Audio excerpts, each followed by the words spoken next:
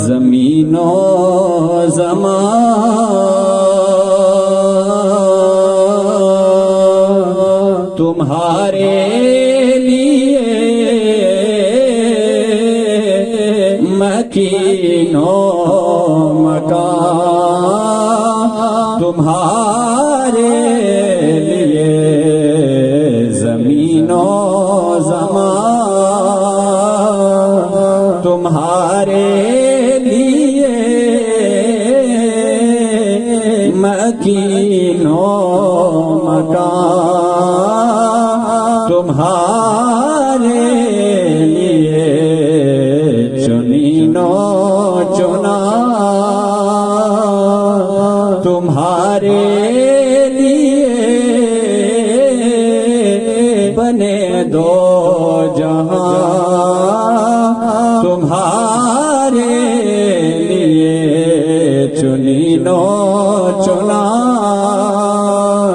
تمہارے لیے کہ یہ بنے دو جہاں تمہارے لیے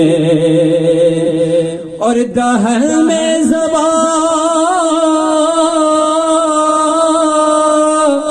تمہارے لیے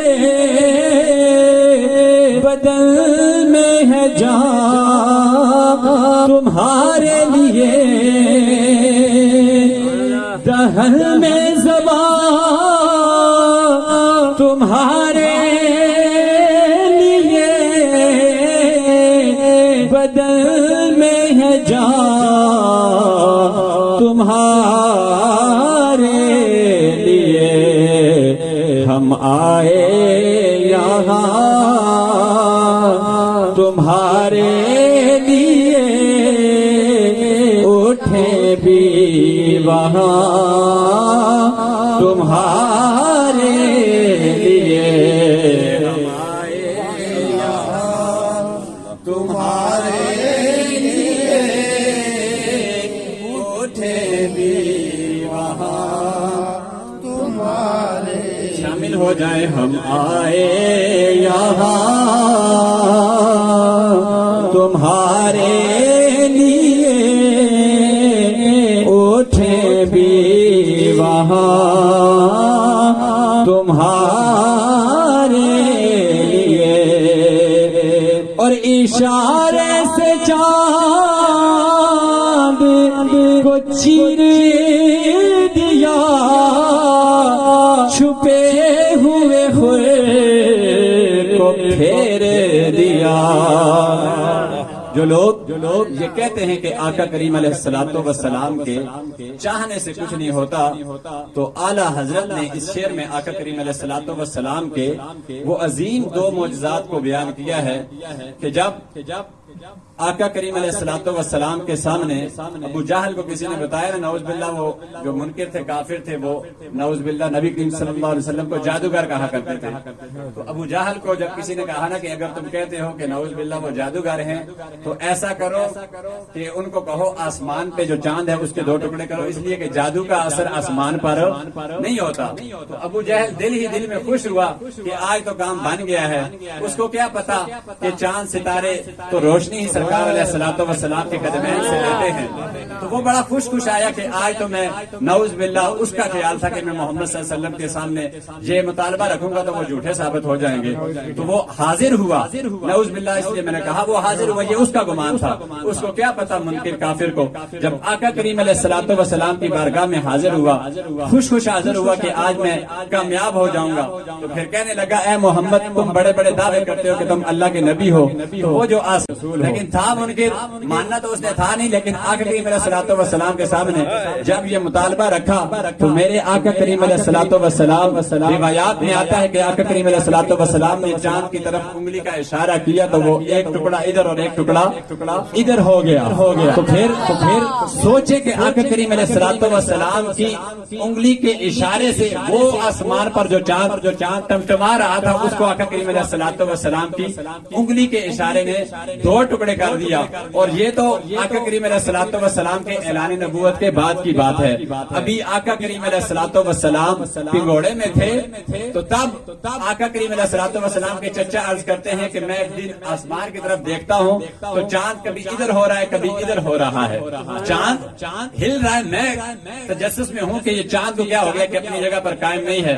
تو میں نے دیکھا آقا کریم علیہ الصلوۃ والسلام یعنی محمد رسول اللہ بچپنے کی عمر ہے, اپنے جھولے میں ہے تو وہ چاند سے جس طرح چاند کو انگلی سے اشارہ کرتے ہیں, آقا کریم علیہ الصلوۃ والسلام کی انگلی مبارک جس طرف پھرتی ہے چاند اس طرف پھرنا شروع کرتا ہے. سبحان اللہ. یہ آقا کریم علیہ الصلوۃ والسلام کے بچپن کا عالم ہے. اور اس کو بھی اعلیٰ حضرت نے شعر میں کیا خوب کہا ہے کہ چاند جھک جاتا جدھر انگلی اٹھاتے مہد میں, چاند جھک جاتا جدھر انگلی اٹھاتے مہد میں, کیا ہی چلتا تھا اشاروں پر کھلونا نور کا, کیا ہی چلتا تھا اشاروں پر کھلونا. تو جب ابو جہل نے اس چاند کے 2 ٹکڑے ہوتے ہوئے دیکھا تو فوراً بھاگا کہنے لگا نعوذ باللہ تم تو بہت بڑے جادوگر ہو اے محمد, نعوذ باللہ علی ذالک. تو اعلیٰ حضرت نے اس کو بیان کیا کہ اشارے سے چاند کو چیر دیا, چھپے ہوئے خود کو پھیر دیا. پھر جب مولا علی حضور کی بارگاہ میں ہے, خدمت حضور میں ہے, تو پھر ان کی عصر کی نماز کا وقت جا رہا ہے. حضرت علی اب یہ دیکھیں نا صحابہ کرام کا عقیدہ یہاں سے آپ کو میں بتانا چاہ رہا ہوں کہ حضور علیہ الصلوۃ والسلام ان کی گود میں آرام فرما ہے. مولا علی کو پتا ہے کہ نماز عصر جا رہی ہے, میں فرض پڑھنے ہیں, فرض چھوڑ رہے ہیں, تو خیال آتا ہے کہ آقا کریم علیہ الصلوۃ والسلام کی بارگاہ میں حاضر ہوں تو پھر مجھے فرض کیا فکر ہے, سب سے بڑی عبادت تو آقا کریم علیہ الصلوۃ والسلام کے چہرے کی زیارت کرنا ہے. تو الغرض عصر کا ٹائم گزرا, سورج غروب ہو گیا, سورج غروب ہو گیا. حضرت علی کی آنکھوں سے آنسو جاری ہوئے اور رخ مصطفیٰ پر رخ مصطفیٰ کا بوسہ لینے لگے. حضرت علی کے آنسو رخ مصطفیٰ کا بوسہ لینے لگے. تو حضرت علی کی جب وہ آنسو مصطفیٰ کریم علیہ الصلوۃ والسلام کے رخسار مبارک پر ٹپکے تو آقا کریم علیہ الصلوۃ والسلام نے آنکھ کھولی. اور یہ بھی یاد رکھیں یہ سونا ہمارے جیسا نہیں ہے آقا کریم علیہ الصلوۃ والسلام کا, کہ آج جو لوگ یہ کہتے ہیں نا کہ نبی علیہ الصلوۃ والسلام بشر ہیں, یہ ضرور مانے جو نبی کریم صلی اللہ علیہ وسلم کو عقیدے کی بات بتا رہا ہوں. یا رسول اللہ, یا علی, تو یہ بات یاد رکھیں. قل انما انا بشر مثلکم, قرآن مجید کی آیت ہے. لیکن بشر ماننا ہے, نبی کریم صلی اللہ علیہ وسلم بشر تھے. جو بشر نہ مانے وہ کافر ہے. کیا ہے وہ کافر ہے. لیکن بشر تھے, لیکن افضل البشر تھے. ہماری طرح کے بشر نہیں تھے, ہماری طرح کے بشر نہیں تھے. اور یہ تو صحابہ کرام علیہ الصلوۃ والسلام سے پوچھنا جنہوں نے ان کو دیکھا ہے. یہ تو کفار کے مقابلے میں تھا کہ جب اب میں اس پہ عرض کرتا تھا تو قرآن مجید کیا واقعہ رہ جائے گا کیونکہ وقت مختصر ہے, پھر وہ نعت خوان نے آنا ہے. تو میں عرض کر رہا تھا کہ مولا علی جب آقا کریم علیہ الصلوۃ والسلام جاگے تو پوچھا علی کیا بات ہے, کیوں رو رہے ہو؟ تو حضرت علی نے عرض کیا, توجہ طرف بات ہے, فرمایا اے کریم آقا میری نماز عصر فوت ہو گئی ہے, میری عصر کی نماز قضا ہو گئی ہے. تو آقا کریم علیہ الصلوۃ والسلام نے فرمایا اے علی قضا کرنا چاہتے ہو یا ادا پڑھنا چاہتے ہو؟ اب سنیے عقیدہ, اب صحابی ہیں, صحابی کو نہیں پتا سورج غروب ہو گیا ہے, تو میں کون سا مطالبہ آقا کریم علیہ الصلوۃ والسلام سے کر رہا ہوں کہ سورج غروب ہوا کبھی پلٹا ہے. تو علی حضرت علی کا یہ عقیدہ ہے کہ میں مصطفیٰ جس آقا کریم علیہ الصلوۃ والسلام کی خدمت میں حاضر ہوں, اللہ نے ان کو یہ اختیار دے رکھا ہے کہ اگر اللہ کی بارگاہ میں وہ عرض کریں گے تو وہ جو سورج غروب ہو چکا ہے اللہ اس کو اصل کے مقام پر لے آئے گا. اور پھر ہوا ہی یوں کہ تاریخ گواہ ہے کہ حضرت علی نے جب عرض کی کہ آقا کریم علیہ الصلوۃ والسلام میں آپ کی، اور پھر آقا کریم علیہ الصلوۃ والسلام کی شان کے حوالے سے آج امتی یہ اعتراض کرے کہ نبی کریم صلی اللہ علیہ وآلہ وسلم کا ذکر کرنا چاہیے یا نہیں کرنا چاہیے. میں یہ کہنا چاہتا ہوں کہ حضرت علی کا یہ عقیدہ ہے.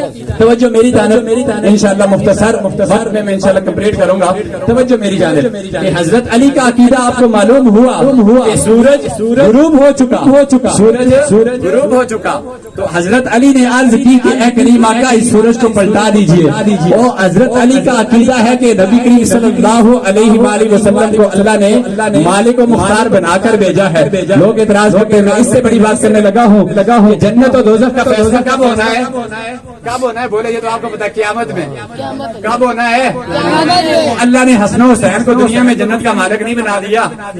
اختیار نہ ہو تو کوئی بندہ کسی کو دے سکتا ہے. اگر اعمال کا حساب ہو تو حسن و حسین نوجوانوں کے سردار ہیں، اور اشرا مبشرہ جو صحابہ ہیں جو وہ 10 صحابہ، ہر لوگ ان کا نام کہتے ہیں کہ جی اشرا مبشرہ صحابہ ہیں. وہ ان سے پوچھو قیامت کا دن بعد میں آئے گا، تم کہتے ہو کہ نبی کریم صلی اللہ علیہ وآلہ وسلم کو اللہ نے یہ اختیار نہیں دے رکھا. وہ اللہ نے اتنا اختیار دے رکھا ہے کہ نبی کریم صلی اللہ علیہ وسلم دنیا میں ان کو جنت کی بشارت دیتے ہیں کہ ابو بکر فی الجنہ، عمر فی الجنہ، عثمان فی الجنہ، علی فی الجنہ. یہ آقا کریم علیہ الصلوۃ والسلام کے اختیار کی بات ہے. نبی کریم صلی اللہ علیہ وسلم. اور آج اس گھر میں میں نے پہلے عرض کیا کہ بیٹھے ہیں میلاد کی محفل، یہ اللہ بہتر جانتا ہے. لوگ کہتے ہیں دکھلاوے کے لیے کرتے ہیں، یہ بندے کے دل کی نیت کی بات ہے. بندے کے دل کی نیت کی بات ہے. وہ جس نیت سے کرتا ہے، چاہے وہ کروڑوں روپیہ خرچ کرے، اس کی نیت ٹھیک نہیں ہے تو اس کو ثواب و اجر نہیں ملے گا. اور اگر نیت ٹھیک ہے، بند کمرے میں بھی حضور علیہ الصلوۃ والسلام کا ذکر اپنے بچوں سمیت بیٹھ کر کرتا ہے تو اللہ کی بارگاہ میں اگر وہ قبول ہو گیا تو اس کی دنیا و آخرت سبر جائے گی. اور میں عرض کر رہا تھا کہ آقا کریم علیہ الصلوۃ والسلام کی آمد کے حوالے سے قرآن مجید میں آتا ہے کہ لقد جاءکم رسول من انفسکم عزیز علیہ ما عنتم حریص علیکم بالمؤمنین رؤوف رحیم. وہ ہمارے پاس وہ نبی کریم صلی اللہ علیہ وسلم آئے، یہ ہمیں تکلیف پہنچے تو ان کو مشقت ہوتی ہے، ان کو ہمارا تکلیف میں پڑنا آقا کریم علیہ الصلوۃ والسلام کو گوارا نہیں ہے. تو امتی ذکر کے بعد پوچھے نبی کا ذکر کرنا چاہیے کہ نہیں کرنا چاہیے، یہ اس کی بدبختی ہو سکتی ہے. حضرت آمنہ رضی اللہ تعالی عنہا حضور علیہ الصلوۃ والسلام کی والدہ ماجدہ فرماتی ہیں کہ جس وقت میرے لال کی ولادت ہوئی تو اب یہ مسئلہ بھی میں یہاں عرض کرتا چلوں. کوئی کہتا ہے نور ہے، کوئی کہتا ہے بشر ہے، کوئی کہتا ہے جی سراب بھائی نور ہے بشر ہے. یہ جھگڑا چل رہا ہے کہ آقا کریم علیہ الصلوۃ والسلام کیا ہے. میں انشاءاللہ اگلے 5 منٹ میں مکمل کرتا ہوں. سراب بھائی آگے تو یعنی کہ نور اور بشر کا جھگڑا بھی آج ختم کر دیتے ہیں. آقا کریم علیہ الصلوۃ والسلام سیرت کی کوئی کتاب اٹھا لیں تو آقا کریم علیہ الصلوۃ والسلام کے گھر کی بات کر رہا ہوں. ہم تو موجود نہیں تھے نا، جو آج مولوی اعتراض کرتے ہیں وہ بھی موجود نہیں تھے. سرکار کی والدہ فرماتی ہے کہ مجھ سے ایک نور خارج ہوا، مجھ سے نور کا ظہور ہوا، اور اس ظہور سے اتنی روشنی پھیلی. جو مکہ گئے ہیں سرکار علیہ الصلوۃ والسلام کی ولادت کا گھر دیکھا ہے، اس کے آگے اتنی پہاڑیاں. سرکار کی والدہ فرماتی ہے میں نے شام اور بصرہ کے محلات کو دیکھ لیا تھا، اتنے پہاڑ اتنے دور. اور میں کہتا ہوں جس آقا کریم علیہ الصلوۃ والسلام کی ولادت کے وقت ان کی والدہ کو اللہ نے یہ شان عطا فرمائی کہ انہوں نے شام اور بصرہ کے محلات دیکھ لیے. اور اس نور والے آقا کی کتنی شان ہوگی، ان کی نظریں کتنی دور تک پہنچ رہی ہوگی.